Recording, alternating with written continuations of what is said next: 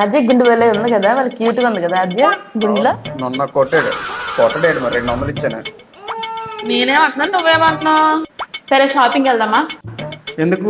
గుండె నొన్న కొట్టినందుగా? కాదు నాని, మనం గుండె ఫోటోషూట్ చేపిద్దాం. నాకు అర్థం కాలేదు. నువ్వు ఫోటో షూట్ అయితే నీకే వస్తాయంటే ఇలాంటి పిచ్చి ఐడియాలు నేను.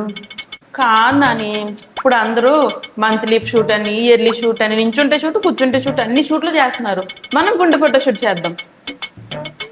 ఓ పని చేయి, నువ్వు గుండె చేయించుకుని నేను గుండె చేయించుకుంటాను, ఫ్యామిలీ మొత్తం కలిపి గుండె ఫోటో షూట్ చేయించుకుందాం. నాకు గుండు బాగోదు నాని.